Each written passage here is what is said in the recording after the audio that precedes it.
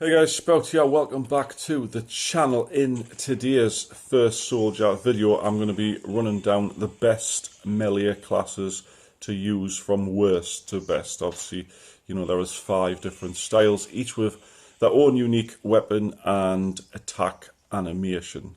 So there is going to come a time in the game where your guns just aren't working. You're going to have to go a bit hand to hand, and I'm going to show you which one's the best to use in this scenario and which one is the worst. So do us a massive favour guys, please like the video, make sure you've subscribed, and let's get straight into it. Made of glass, it seems you're shattering a part of me. So then guys, undoubtedly the first on this list, the worst melee class to use is in fact the Sorcerer. Now, if you do use Sorcerer and you manage to kill people with your staff, good on you, because you do literally 2 attacks and it's very hard to aim, and the sort of trying to do another attack straight after that is even worse. So in this list, literally Sorcerer is the bottom of the bottom. Sorcerers are mainly for, magic spells, etc. When it comes to melee, they're lacking a lot in this department. I wouldn't recommend it. I would try and use your materia or your guns instead of trying to go hand to hand with, for instance, say a warrior. Number 4, guys, is of course the Ranger. Now the Ranger has many uses, for instance, spotting people and, marking people on the map. However, fighting hand to hand is one of these things that doesn't come naturally to it. You've got pretty much a 3-hit basic attack with a little sort of backflip at the end of it, which will of course reposition you for a further assault on your target. So I'd recommend not engaging in, melee with, for instance, a warrior. I'm going to keep saying warrior because warrior, before I even get to the end of this video, warrior is going to be top of the list. But like I say, it's one of them ones where it's hard to reposition yourself to continue the melee assault, and of course it is not very easy to lock on to a target, as well as the extremely short range of your small little dagger. So in at number 4, guys, is of course Ranger.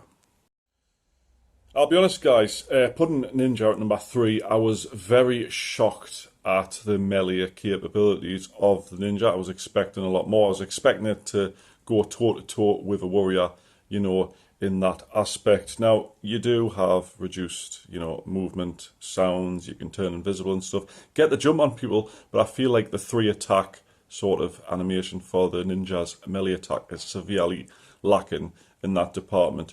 Quick 2 little attacks, then 1 wide arc would be good against, say, a bunch of hedgehog pies.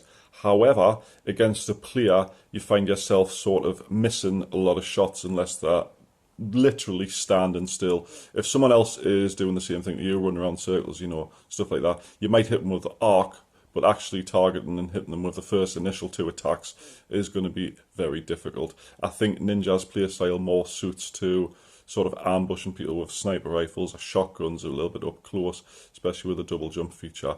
But as for melee, it's coming in at number 3 because it's just not as good as these other 2 styles.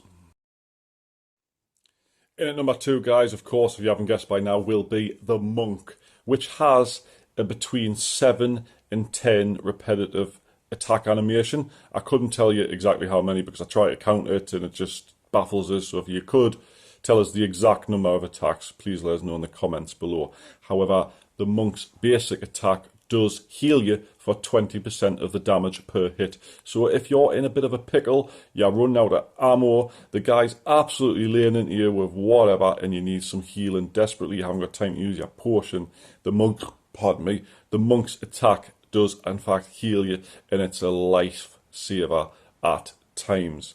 And of course, it is quite easy to target someone with it, especially with the amount of attacks thrown out by them punches and the final kick, which sends them flying for you to reposition yourself and continue the flurry of attacks. So let's get into number 1, and I'll explain to you exactly why number 1 beats number 2, and there's one simple reason. Right guys, last but not least, no introduction required. If I've already went through the other four, you know that I'm going to say it. Warrior is the best melee class. You'll find a lot of players use Warrior in solos, even myself I do, and there's a good reason for it.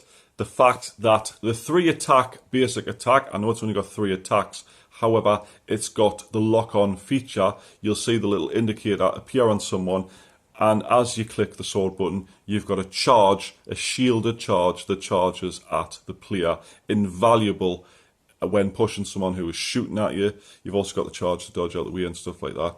And the final attack knocks them absolutely flying, off balance, for you then to continue the assault even with another charge moments later. The Warrior is in fact the best one. Now, a lot of people have asked us which one does the most damage, and the damage figures themselves differ. However, the fact that the Warrior has the best sustainability to carry on hitting people, knock them off balance, and it's got a wide arc of attack, meaning you rarely ever miss, means it does potentially have the best damage output as well.